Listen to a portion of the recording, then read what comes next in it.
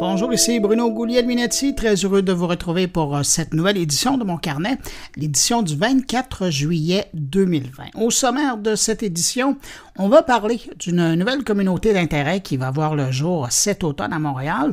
Je parle de Yule AI, une rencontre entre le monde de l'intelligence artificielle et celui du divertissement.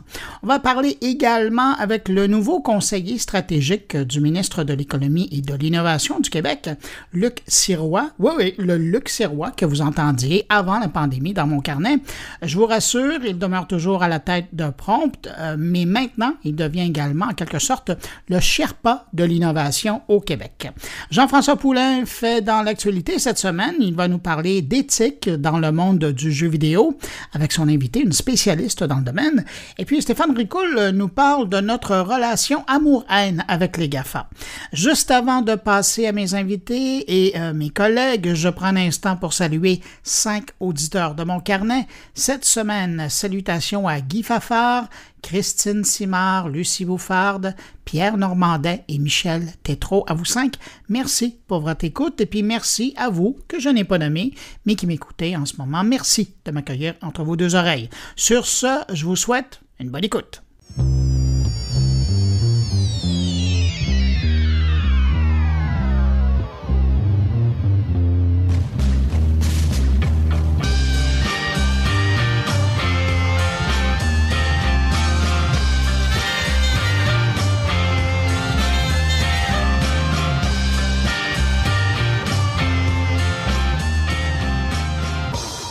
Beaucoup d'actualités cette semaine chez Facebook, notamment du côté de Facebook Messenger en version iOS, où maintenant il est possible de sécuriser, de protéger l'utilisation du service de la messagerie par reconnaissance faciale. Comment ça fonctionne? Eh bien, chaque fois que l'utilisateur va lancer l'application, Messenger va faire une vérification, à savoir qui a le téléphone entre les mains. Si c'est la bonne personne, ça sera transparent, mais si ce n'est pas le propriétaire de l'appareil, les messages seront tout simplement inaccessibles. En passant, si votre téléphone n'a pas le Face ID, Messenger offre également le même service avec le Touch ID. Pour mettre en marche cette fonction, assurez-vous d'avoir la plus récente version iOS de l'application Messenger. Visitez la section paramètres de l'application sur votre téléphone et puis vous trouverez ça sous la rubrique confidentialité. En passant, si vous utilisez un téléphone Android, un peu de patience encore, la fonction App Lock sera disponible d'ici quelques mois.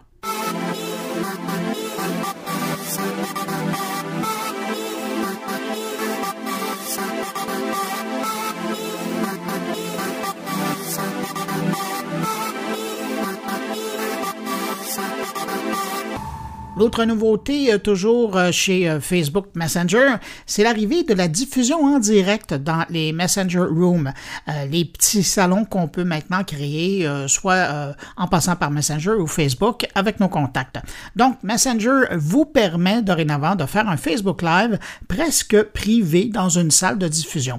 En bonus, Facebook en profite également pour hausser le nombre de participants qui peuvent se rencontrer dans une même Messenger Room. On fait grimper la limite à 50 personnes. Il faut croire qu'ils répondent ainsi à une demande parce que cette semaine, j'apprenais qu'en juin, les diffusions en direct de pages Facebook avaient doublé par rapport à la même période l'année dernière. Je vous le rappelle, pour créer une salle à partir de Facebook ou de Messenger, vous n'avez qu'à inviter des gens à joindre à vous en envoyant des invitations. Et comme créateur de la salle, vous pouvez aussi diffuser votre salle sur votre profil, sur une page ou dans un groupe Facebook et inviter les gens à se connecter. J'ajoute que le créateur de la salle contrôle entièrement la diffusion en direct de la vidéo, y compris l'endroit où la salle où est partagée la vidéo sur Facebook et qui peut voir la diffusion et qui est invité à participer. Tous les participants doivent s'inscrire pour participer, même ceux à qui vous avez envoyé une invitation. Et puis finalement, à titre de créateur du salon de la Messenger Room, vous pouvez en tout temps ajouter ou supprimer des participants à la diffusion en direct et même verrouiller ou déverrouiller la salle pendant la diffusion en direct. Alors essayez, vous allez voir, c'est un bel outil de rencontre, de groupe et pas seulement pour le travail.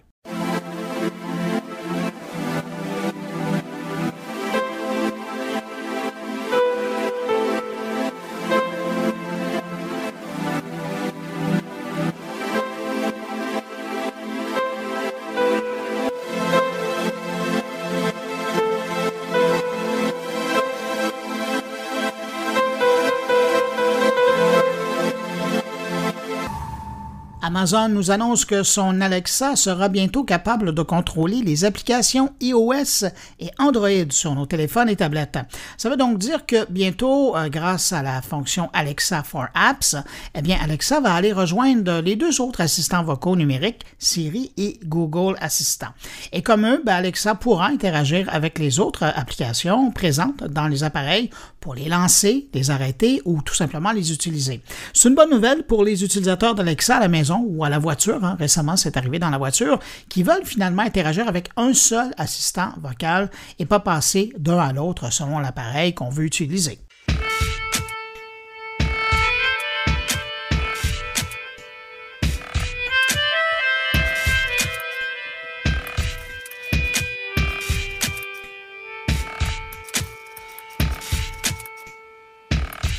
On a beaucoup parlé de Twitter cette semaine, la semaine dernière aussi, évidemment en lien avec la méga attaque de la semaine dernière, mais il y avait quand même de bonnes nouvelles au sujet de Twitter cette semaine et je voulais la partager avec vous. Le réseau social a confirmé avoir maintenant 186 millions d'utilisateurs actifs quotidiennement. Et ça, c'est donc, quand on parle de Twitter dans son ensemble, on a dépassé les 300 millions d'utilisateurs, mais il y a 186 millions d'utilisateurs qui s'y branchent quotidiennement. Et ça, c'est quand même pas rien, parce qu'on parle d'une augmentation de 34% sur un an.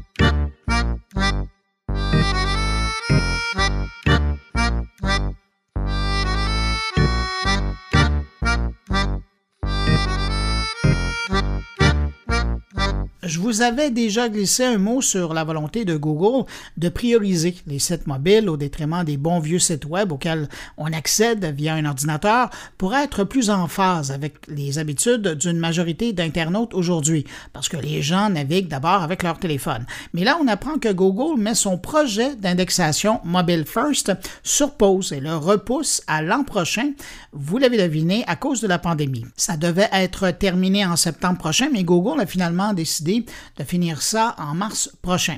Cette étape-là, c'est un peu la suite logique de ce qu'avait fait Google dans les années 2015, alors qu'il avait commencé à l'époque à donner la priorité aux sites web dont l'interface savait aussi s'adapter à l'accès par mobile. Alors, c'est un peu la suite des choses aujourd'hui.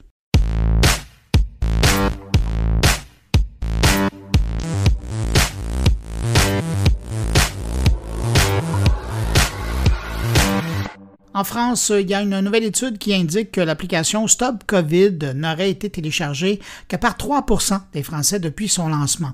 Au même moment, selon une étude de Sensor Tower sur le déploiement de ces applications gouvernementales pour le traçage, on apprend qu'en moyenne, seulement 9% de la population adoptent ces applications pour savoir s'ils ont croisé ou non des gens atteints de la COVID-19. Alors, on ne peut pas vraiment parler d'un gros succès de téléchargement. Et de l'autre côté, toujours selon Sensor Tower, qui a fait une étude sur le sujet, on apprend que l'application de traçage australienne a repéré qu'un seul cas contact un mois après son lancement. Et puis en France, l'application Stop COVID, à la fin du mois de juin, n'avait envoyé que 14 notifications en tout. Alors bref, c'est pas une grosse réussite.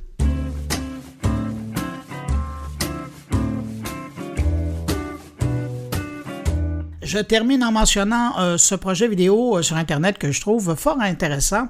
Je parle de Windows Swap. Et là, je ne parle pas du système d'exploitation Windows. Non, je parle vraiment d'une fenêtre. Le projet est simple. Filmer 10 minutes du paysage de sa propre fenêtre pour ensuite la partager aux autres et bénéficier en échange de la vue des autres fenêtres des participants. En échange de fenêtres, finalement. Vous ne serez pas surpris de savoir que ce projet a vu le jour au beau milieu du confinement, alors que bien du monde sur cette planète commençait à avoir le goût de voir autre chose que leur voisinage immédiat, eh bien, c'est justement ce désir que le projet Windows Swap vient combler. Alors, si vous voulez voir un chat qui regarde par la fenêtre pendant 10 minutes, voir des chiens sur une terrasse qui se reposent pendant 10 minutes, voir une vue d'un chalet suisse, c'est là aussi. Regarder la pluie tomber par la fenêtre, c'est aussi possible. Et si vous avez un deuxième écran à votre ordinateur de bureau ou décidez d'utiliser votre écran principal, vous verrez, cette initiative-là a vraiment des vertus relaxantes. Alors, si vous connaissez le groupe Facebook View from My Windows, qui est né aussi d'une idée pendant le confinement, ben, vous vous êtes sûrement dit que vous aimeriez un jour en voir un petit peu plus long de cette vue. Eh bien, avec Windows Swap, c'est un peu ça. Hein. Vous aurez pour 10 minutes de ce nouveau voisinage. L'adresse Windows, sans S, trait d'union, swap.com.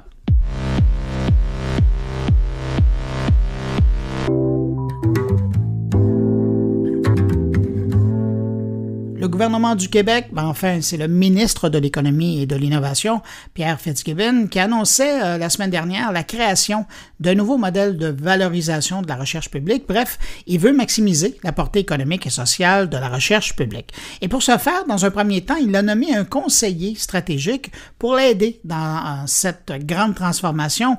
Et le nouveau conseiller stratégique du ministre de l'Économie et de l'Innovation du Québec, ben c'est Luc Sirois. Le Luc Sirois que vous connaissez.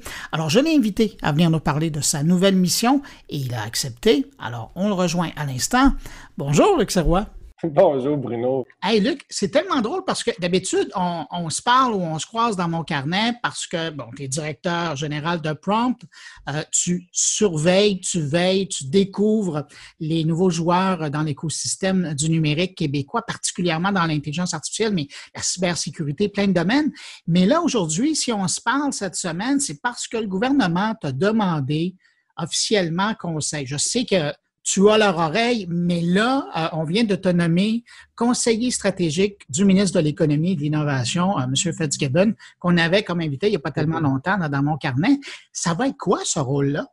Ben oui, écoute, ce ministre-là et ce gouvernement a la vision de supporter l'innovation. Puis cette initiative-là, cette année, elle est très ambitieuse. Écoute, tout ce qui est transfert de la technologie, transfert des découvertes, ce qu'on appelle la valorisation, le mot est très juste, hein, c'est un mot qui ne se traduit pas vraiment en anglais d'ailleurs, mais de mettre en valeur les découvertes de nos chercheurs, de mettre en valeur toute la richesse de la recherche qui se fait dans le milieu public, là, dans les universités, dans les centres collégiaux, il y a des centres publics aussi, les centres hospitaliers où il se fait beaucoup de recherche. Si on arrive à mettre ça en valeur, c'est une richesse naturelle là, extraordinaire. Moi, je le dis comme ça parce qu'à l'époque, on puisait là, les minerais dans le fin fond des sous-sols québécois. Ben, oui, là, on le fait encore. Oui, pas mal. Hein? Mais là, la ressource, le minerai, la richesse naturelle, la ressource naturelle, là, écoute, il y a un pool de découvertes, d'inventions, phénoménal. Et de les mettre en valeur, donc de les permettre d'être déployés, d'être commercialisés, d'être adoptés, d'être utilisés, c'est une source de transformation puis de richesse économique, mais sociale là, phénoménale. L'objectif ici, là, c'est de dire, OK, bien, comment on peut mieux faire ça? C'est un métier qui existe depuis quelques décennies, qui est pratiqué un peu partout dans le monde. Et comment faire ça mieux ici? Comment faire que non seulement on va pouvoir mieux valoriser, en valoriser plus, mais créer des entreprises, transférer les innovations sociales, transférer les technologies ou les nouvelles façons de faire dans les centres hospitaliers, dans les villes, dans les écoles, dans la société civile. C'est une opportunité assez extraordinaire. Est-ce que je comprends que le ministre, dans le fond, veut avoir des pistes de solutions concrètes pour aider le secteur et mettre le secteur en valeur? Ben, c'est en plein ça. Écoute, c'est un peu un reboot, un effort de se réinventer. Un reboot, c'est que tu ne remets pas l'ordinateur à la poubelle, là, mais tu gardes ce qui fonctionne bien et tu ajoutes, tu rafraîchis. Dans ce cas-ci, c'est peut-être plus qu'un reboot autant qu'un upgrade en se disant, ben, qu'est-ce qui se fait de mieux dans le monde? Qu'est-ce qui se fait de très bien ici qu'on garde? Qu'est-ce qui se fait de mieux dans le monde qu'on ajoute? Qu'est-ce qui manque pour que ça soit parmi cette façon de transférer les technologies-là se fasse comme ça se fait dans le mieux dans le monde? Bien, c'est ça, oui. Et ça va être très concret. Donc, il y a des ressources très concrètes qui sont financières, qui sont déployées. On surinvestit dans ça pour avoir plus de profondeur, pour amener plus de façons d'y arriver avec, oui, des moyens très concrets. Quand j'ai entendu parler de l'annonce la semaine dernière où on te nommait conseiller spécial, je pensais au Québec, d'ailleurs dans d'autres gouvernements, il y a le médecin en chef. Ici, on a le scientifique en chef. Est-ce que toi, tu deviens quelque part l'innovateur en chef au Québec? C'est un dossier précis, là. Je vais pas être impliqué dans tous les dossiers, mais c'est sûr que le travail qu'on fait en technologie de l'information, en tout ce qui est numérique, puis de créer des partenariats, puis de motiver les entreprises à être plus innovantes, puis de travailler avec les chercheurs québécois, c'est sûr qu'il y a toute une mission pas de vulgarisation, là, mais de motivation à devenir plus innovant. Puis à quelque part, c'est un peu la suite de ce que tu as toujours fait comme directeur de prompt. C'est l'ADN, puis ça colle bien avec les meilleures pratiques d'aujourd'hui, là. Il y a une puissance incroyable à collaborer avec les meilleurs au monde. Tu ne peux pas engager chez vous comme entreprise les meilleurs au monde dans tous les secteurs, là. C'est un défi énorme. Mais un chercheur qui a son laboratoire, qui a une équipe d'une vingtaine de doctorants qui sont tous des spécialistes dans un domaine, qui ont accès à des outils, des équipements, des réseaux, un savoir de pointe, ça, c'est les meilleurs au monde. Puis si tu peux travailler avec eux, les emmener chez vous, travailler sur des défis concrets du terrain, de l'industrie, c'est assez phénoménal. Fait que oui, là maintenant, la question c'est, ça c'est une façon de valoriser la recherche, c'est une façon de mettre en valeur les cerveaux qu'on a dans nos secteurs académiques. La question de la valorisation, c'est comment faire ça de façon encore plus large, parce qu'il y a de la recherche qui se fait, qui n'est pas faite en collaboration avec l'industrie, mais qui a énormément de valeur. Comment est-ce qu'elle peut trouver preneur? Comment est-ce qu'elle peut faire une différence dans la société? Comment est-ce qu'elle peut servir à créer des startups, à créer des nouvelles entreprises? C'est ça la question maintenant. Luc, en terminant, quelqu'un qui passe sa vie comme toi à rencontrer des gens, tu le faisais dans le passé avant la pandémie. Là, il y a eu comme un gros arrêt, mais l'innovation se poursuit, le travail se fait, les équipes, les startups apparaissent, on en voit toutes les semaines, là. Il y a des nouveaux joueurs qui arrivent sur le terrain, qui sont créés de d'autres choses qui existaient avant. Comment tu fais, toi, maintenant, dans le nouveau contexte qu'on connaît, pour être en contact avec ces gens-là? Oui, c'est une très bonne question. Écoute, premièrement, là, on était tous inquiets que les entreprises, les petites entreprises, les entreprises innovantes arrêtent pendant le confinement, puis que ça mette un immense frein, puis que ça retarde tout le progrès de la technologie québécoise. Mais premièrement, ça n'a pas été le cas, là. C'est étonnant de voir que dans beaucoup de cas, ça a peut-être accéléré des projets d'innovation. Il y a plein de choses que les entreprises ne pouvaient plus faire sur place. Mais en télétravail, chacun chez soi, les projets d'innovation, souvent, pouvaient avancer puis peut-être plus vite. On peut mieux s'y concentrer, y dédier du travail d'ingénieurs, ingénieureux, tout ça. Donc, et ça, c'est une belle surprise. Fait que ça n'a pas ralenti, ça a peut-être accéléré là, dans le domaine du numérique et des technologies de l'information. C'est sûr qu'il y a d'autres secteurs où c'est épouvantable. Dans le domaine de la santé, ça a été une explosion, là. C'est une propulsion. Les gens travaillent beaucoup plus fort, sur beaucoup plus de projets. C'est tout à coup pas une renaissance, mais une expansion du domaine. La question sur comment est-ce qu'on reste connecté, ça, c'est tellement une bonne question. On a fait l'école d'été de la créativité de HEC Mosaïque avec l'Université de Barcelone et tout en virtuel. Puis, on étudie beaucoup avec les HEC comment des écosystèmes florissent et la partie événement, la partie lieu physique, un endroit où les gens se retrouvent. C'est des ingrédients essentiels là, d'un écosystème d'innovation florissant. Il y a plein de choses tacites qui se font, qui se disent, qui se communiquent, qui s'apprennent, qui se transmettent dans des lieux ou dans des événements pour un certain moment. Là, c'est plus là. Fait que, comment réinventer ça? Comment avoir des occasions de se parler, d'échanger, de rester connecté, de le faire d'une façon humaine, hein, qui a beaucoup plus que le message, mais qui a tout le non-dit, puis le non-verbal. Et on communique avec tout son corps, on communique avec le regard, on communique avec plein de façons d'autres que de juste dire des choses. Comment est-ce que ça a lieu?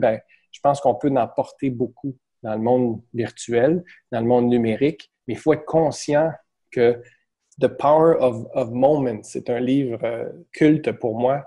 On crée des moments transformationnels avec plein d'ingrédients et il y a beaucoup de ces ingrédients-là qu'on peut recréer en numérique, puis il faut y porter attention pour les inventer, les amener.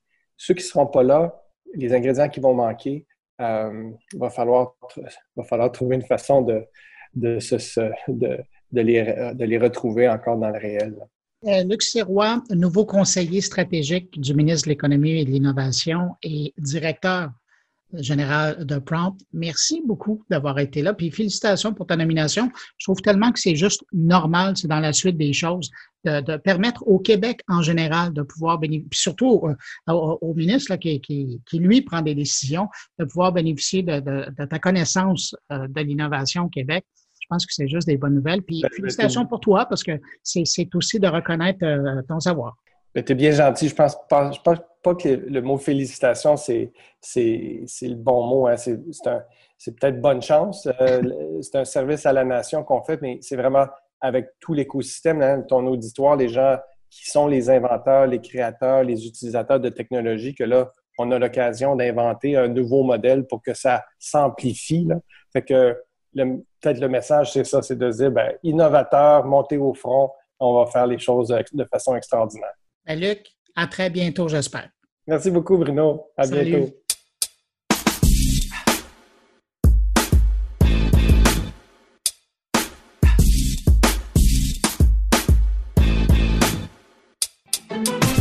Vous avez peut-être vu passer cette semaine sur les réseaux sociaux le nom Yule AI.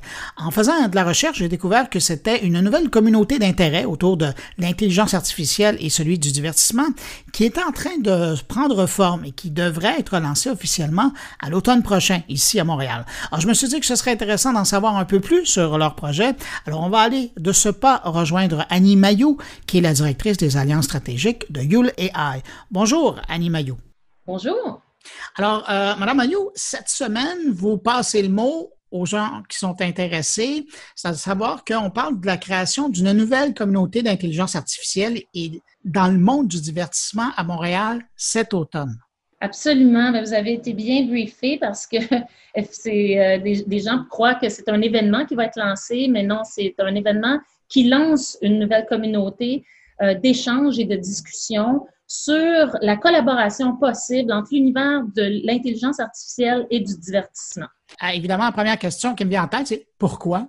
Au début, là, la genèse de ce projet-là, c'est qu'on analysait un peu, on se demandait si on partait une propriété, si on voulait organiser notre propre événement, quel sujet d'intérêt où on pourrait toucher le B2B, s'assurer qu'il y ait une belle collaboration, qu'il y ait du contenu percutant et pertinent, pas juste des pitchs de compagnie.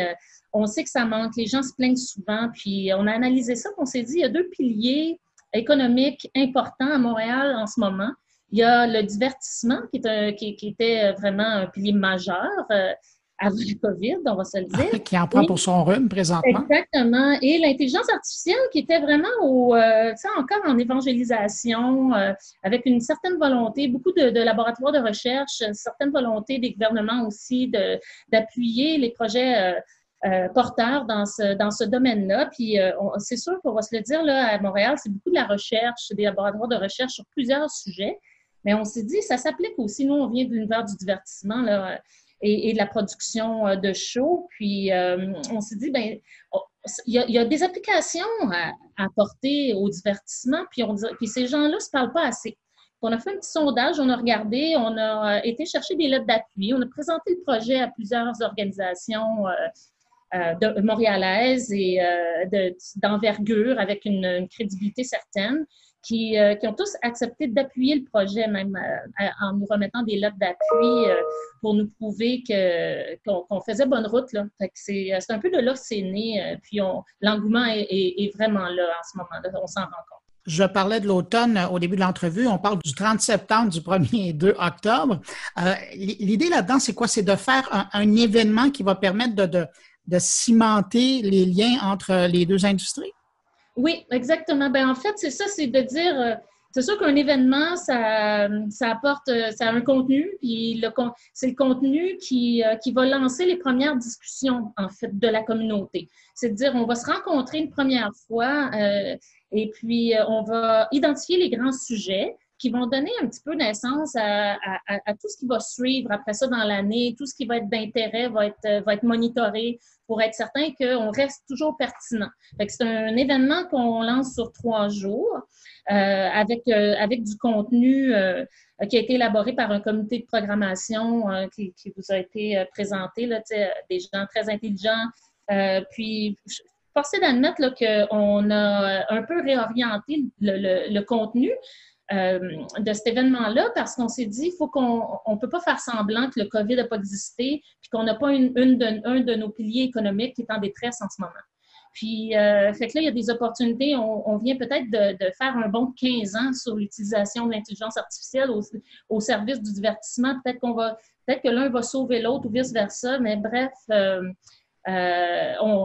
au niveau du contenu, on s'est dit, on va commencer à ouvrir le dialogue. Puis, jusqu'à présent, on a la sécurité, l'éthique, les grands événements, qu'est-ce qui va se passer? Puis ensuite de ça, qu'est-ce qui se passe avec le tourisme, l'accueil, l'attraction des villes, des places publiques? Qu'est-ce qui se passe en ce moment dans le sport, l'assistance physique et la prévention, la sécurité, tout ce qui est en train de se passer aussi dans le photoréalistique qu'on appelle, là, qui est vraiment assez particulier avec le cinéma puis le jeu vidéo. Donc, c'est tous des grands sujets qu'on a décidé de mettre de l'avant puis pour lesquels il y a des gens qui ont plusieurs questions puis qui ont envie d'en discuter. Donc, on parle d'un événement de 3 jours où les gens vont entendre parler de sujets, mais ils vont aussi réfléchir. Mais ultimement, qu'est-ce que vous espérez sortir de cet événement-là? Je pense que c'est assez simple. C'est que s'il pouvait naître des projets, des collaborations, des projets collaboratifs qui vont être vraiment de réelles opportunités d'affaires. Ça, c'est un rêve qu'on chérit. Puis on pense que, puis tu sais, je dis rêve, puis je pèse sur le mot parce que, en fait, on n'est pas si loin de la réalité. Il y a déjà des discussions, juste dans les échanges pour confirmer des panélistes ou des conférenciers, nous amènent des sujets. Nous, déjà, on les met en contact avec d'autres personnes avec qui on a parlé un peu plus tôt dans la semaine. On est déjà en train d'attacher des projets qui est possible d'ouvrir des discussions avant même que la naissance de la communauté. Fait que on pense que tout avec le financement, la monétisation aussi en ligne et tout ça, qui est un grand enjeu, les artistes, là, le support des artistes, ça fait des années qu'on discute de leur gratuité et puis du fait que leur contenu est disponible. Bien, là, il y a des projets qui sont en train de s'attacher pour accélérer ça, là, tu sais, cette monétisation-là pour que les artistes puissent être rétribués à la hauteur de leur talent. Il nous reste encore quand même quelques semaines avant l'événement. Des gens qui seraient intéressés à en savoir plus sur Yule AI, où on peut trouver de l'information?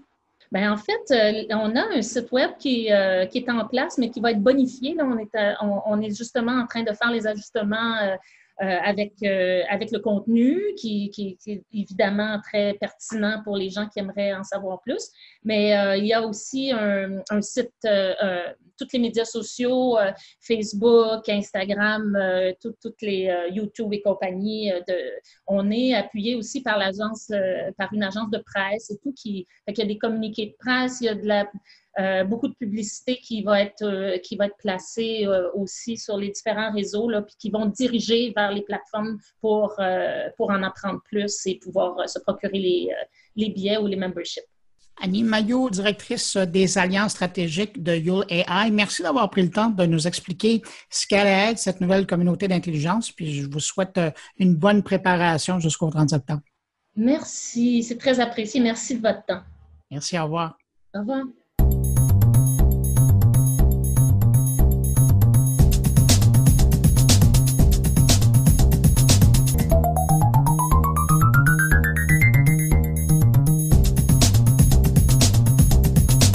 C'est le temps d'aller rejoindre mon ami Jean-François Poulain. Salut Jean-François. Bonjour Bruno, comment ça va? Ça va très bien. Hey Jean-François, cette semaine, tu nous parles d'éthique dans le monde du jeu vidéo, mais autant chez les joueurs que chez les gens qui les font. Oui, absolument. J'ai parlé cette semaine à quelqu'un que j'ai interviewé il y a quelques mois, on s'en rappelle, Celia Odent, qui a écrit un livre, et d'ailleurs qui l'a traduit de ses propres petits doigts dernièrement, qui est le livre Dans le cerveau du joueur, qu'elle a traduit par Dans le cerveau du gamer, en bon français. Et donc, Celia est une consultante dans les jeux vidéo, elle a travaillé chez Ubisoft, elle a travaillé aussi, on s'en rappelle, pour Fortnite, et c'est quand même une doctorante en psychologie. Et elle a eu l'initiative dernièrement de partir quelque chose qui s'appelle le Ethical Game, l'éthique dans les jeux vidéo, dans les communautés.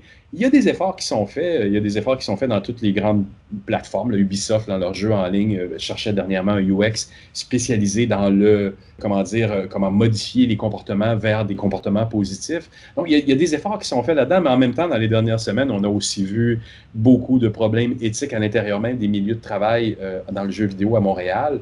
Donc, je pense qu'il y a sa place en ce moment à créer une discussion là-dessus. Et puis, c'est ça, c'est ce que Celia nous parle là, dans l'entrevue de cette semaine. En tout cas, c'est une entrevue qui arrive au bon moment. Alors, Jean-François, merci pour cette rencontre. Et puis, je te dis à la semaine prochaine. Merci Bruno, à la semaine prochaine. Et on écoute tout de suite ton entrevue. En fait, cette initiative, ça fait plusieurs personnes dans l'industrie du jeu vidéo qui s'intéressent à ces questions éthiques, mais qui trouvent qu'on n'en parle pas suffisamment. Et c'est difficile parce qu'on est tous occupés, on a plein de travail et c'est pas évident de s'asseoir et de réfléchir où est la ligne et la ligne elle n'est pas toujours évidente. Alors il y a des choses qui sont évidentes et qui est pas de comportement raciste ou sexiste dans les boîtes de jeux vidéo, ça c'est relativement évident, j'espère pour tout le monde. Mais d'un point de vue design, c'est beaucoup plus difficile de savoir où est la ligne puisqu'il n'y a pas de design de technologie qui peut être neutre. Un design par définition va influencer les gens à utiliser l'objet ou le système d'une certaine façon. Déterminer où est la limite à quel moment il peut y avoir un problème, c'est un sujet qui m'intéresse depuis que je suis indépendante en fait. Alors, je prends l'exemple des lootbox parce que tout le monde connaît, donc les coffres à butin qui offrent une récompense aléatoire, donc on ne sait pas ce qu'on va avoir quand on va ouvrir la petite boîte. On sait que les récompenses aléatoires de cette façon sont engageantes, on le sait depuis les travaux de Skinner à l'époque sur la psychologie behavioriste, donc la psychologie du comportement. Et alors, est-ce que c'est un problème d'engager les joueurs plus avec un contenu qui va être aléatoire? Je pense pas que ce soit un problème. Dans les jeux, il y a énormément de jeux qui utilisent la randomisation, qui utilisent les récompenses aléatoires. Le Monopoly, tous les jeux en fait où on va jeter des dés, où on va tirer des cartes, poker, quasiment tous les jeux, à part peut-être les échecs où il n'y a pas de tirage ou le jeu de Go, etc. Ouais. Mais la plupart des jeux utilisent la randomisation et c'est vrai que c'est engageant.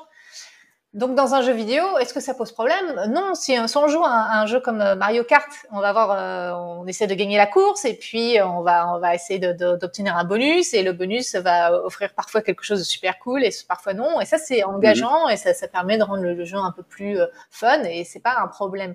Là où ça devient un problème, c'est quand on utilise cet engagement, cette facilité, cette capacité à engager à des fins de monétisation. C'est-à-dire que si les loot box, les coffres à butin sont un moyen de monétiser le joueur, quelque part on les encourage à dépenser plus. Donc ça peut poser, en tout cas ça pose question. Je trouve que c'est important de réfléchir où est la limite.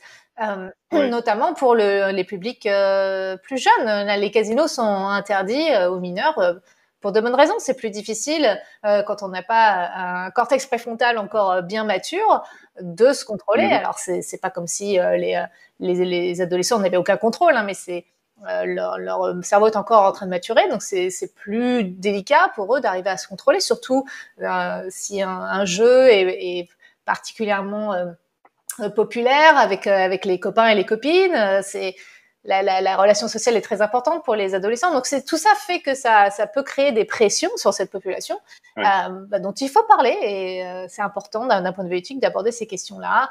Et donc avec plusieurs personnes, on a commencé à se dire est-ce que finalement d'essayer de démarrer un projet de charte éthique ne permettrait pas de lancer cette conversation. Alors, je sais que on n'est pas les premiers à essayer de faire ça. Je sais qu'il y a des chartes éthiques qui sont élaborées aussi au sein de certains studios, mais je pense que c'était important d'essayer de le faire de la façon la plus ouverte possible. Et donc, le site, c'est ethicalgames.org. Et c'est un brouillon, et donc on invite tout le monde à participer. Et surtout, ce qui est important pour moi, c'est de réfléchir à avoir ce qu'on appelle en anglais evidence-based, à faire en sorte que ça repose, que toutes ces guidelines, toutes ces recommandations reposent sur, en tout cas, certaines connaissances scientifiques, notamment parce que je parlais sur la recherche de Skinner. Donc, si on sait qu'il y a quelque chose qui est plus engageant, voilà, c'est une justification pour se dire que c'est peut-être pas éthique d'utiliser ça pour des fins de monétisation. Parce qu'il y a quelque chose qui l'appuie au niveau de la littérature scientifique. Voilà, absolument. Donc après, bien sûr, il n'y a pas de littérature scientifique pour tous les éléments dont on va parler, mais c'est très important pour moi que ça repose sur quelque chose, en tout cas de scientifique le plus possible, et que ce soit pas juste, qu'il n'y ait pas de raison particulière.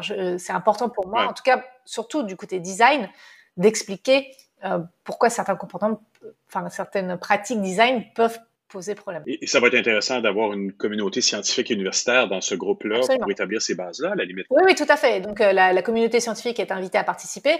Moi, je connais déjà pas mal de gens dans cette communauté.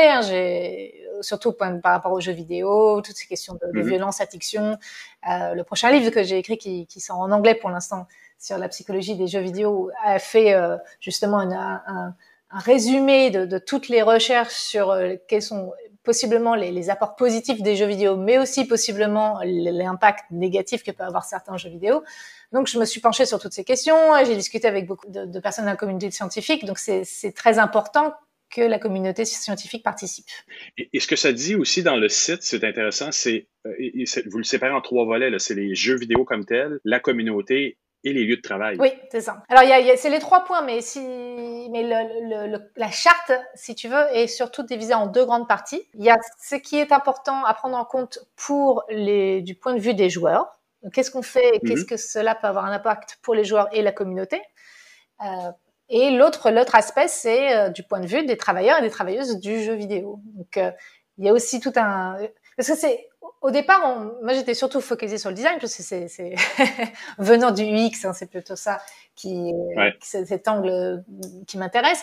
Mais c'est difficile quand on est UX designer, de dire à notre patron, ça, on peut pas faire ça pour des points de vue éthiques, mais si le patron refuse, c'est quoi le choix? Donc, est-ce que le choix, c'est de pousser encore plus, d'expliquer, non, mais voilà pourquoi c'est pas bon? Et est-ce que le choix, au final, c'est de démissionner?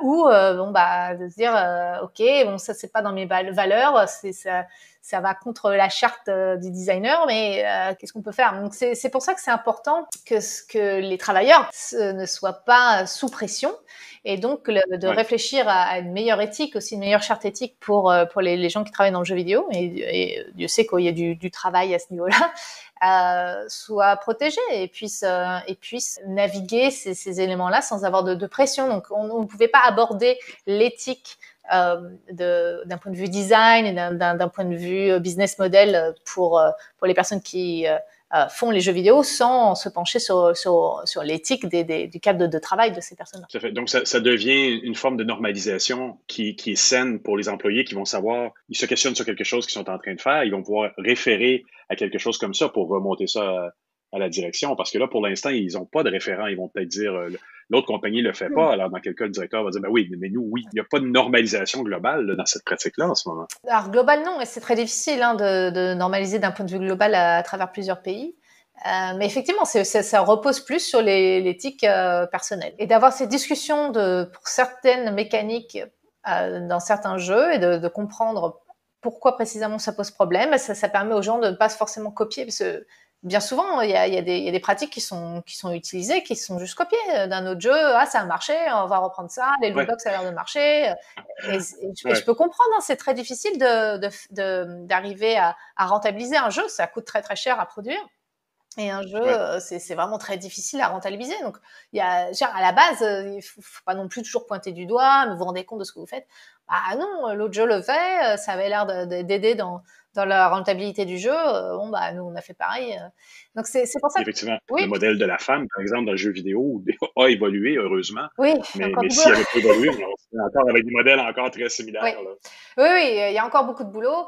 Alors ça, c'est encore une autre question, c'est la question de l'inclusion, de la représentation de toutes les populations dans le jeu vidéo. Ça a encore un autre cran.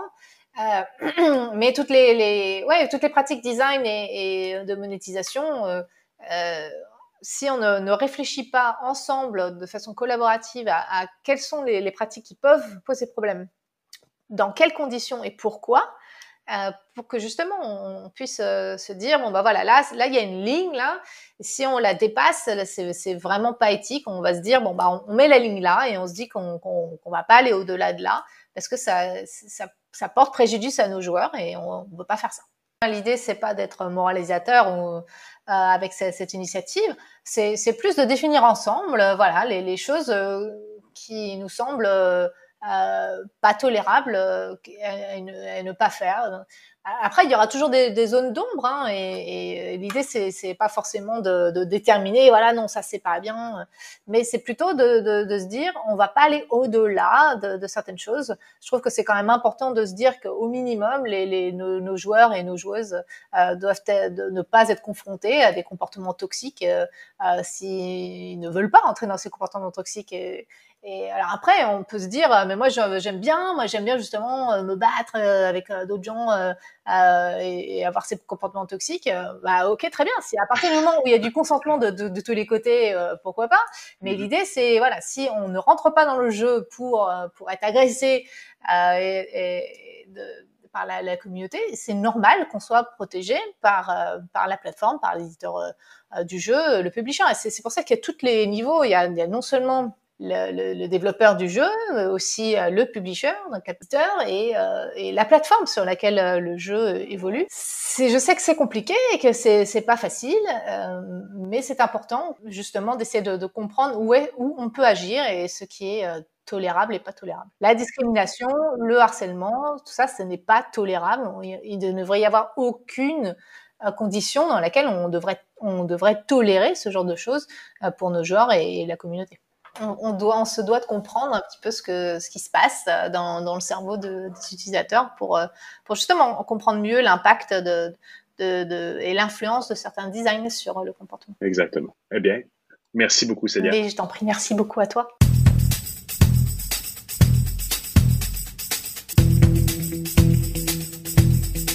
Cette semaine, Stéphane Ricoul le fait encore très fort en nous confrontant à nous-mêmes. Il nous parle de notre relation amour-haine avec les GAFA, qui sont un mal nécessaire qu'on a bien de la difficulté à gérer.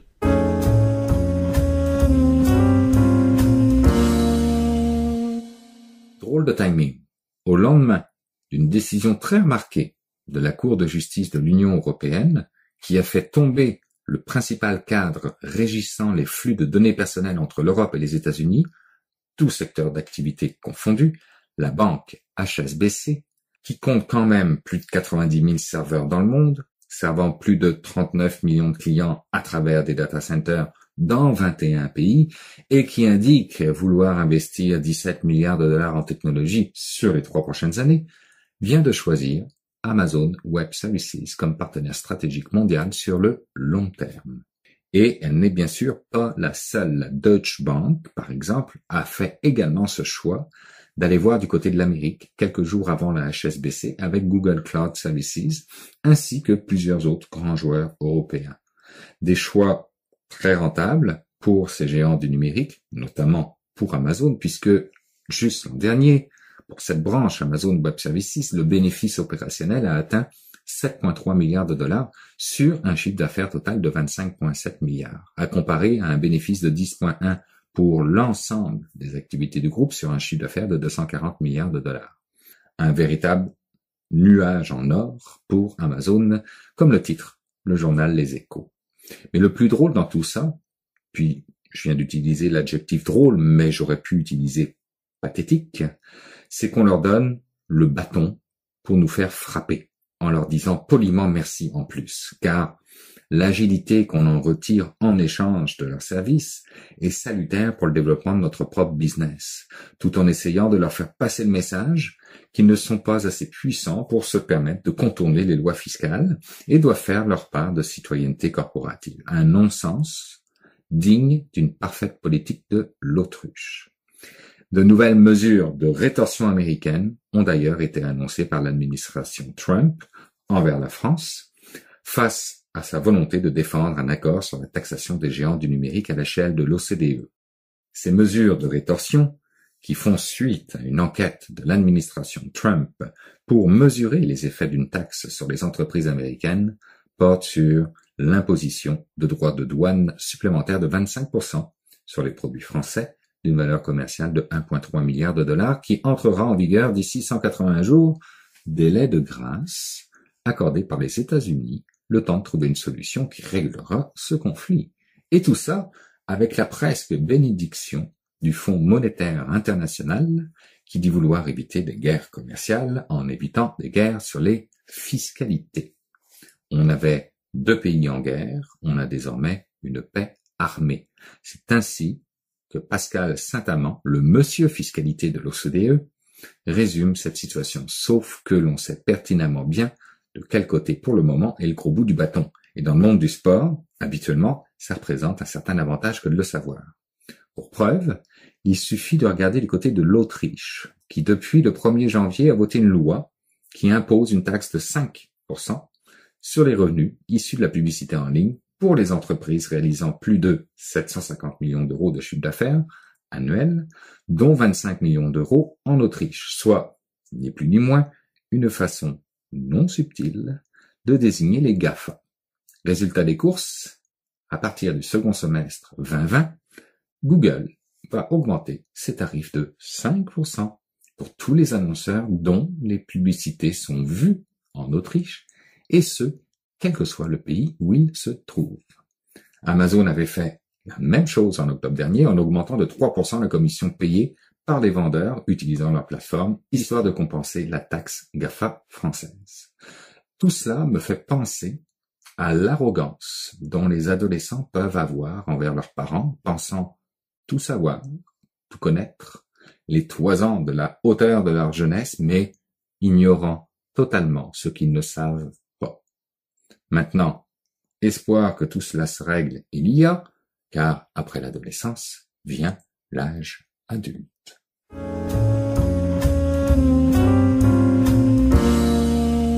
Ben voilà, c'est ainsi que se termine cette édition de Mon Carnet. J'espère que vous avez apprécié. Nous, on a eu du plaisir à le faire. Je vous le disais la semaine dernière et c'est encore vrai cette semaine. Merci à nos invités. Merci à mes fidèles collaborateurs Jean-François Poulain, Stéphane Ricoul.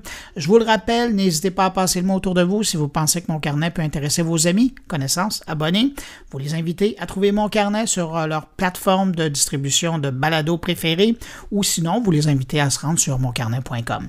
Et si vous désirez me laisser un message, vous pouvez le faire en passant par les réseaux sociaux, en utilisant le hashtag #moncarnet, en utilisant l'adresse podcastmoncarnet en un mot @gmail.com ou encore par le blog moncarnet.com.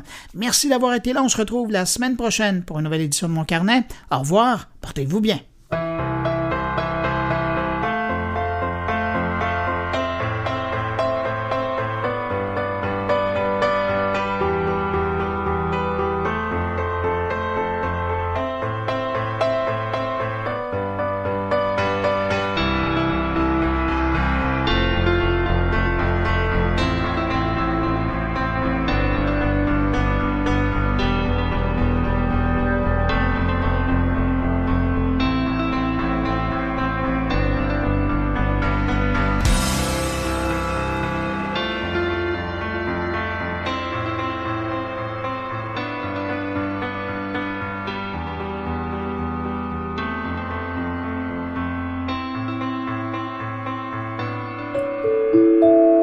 Une production GoulielMinetti.com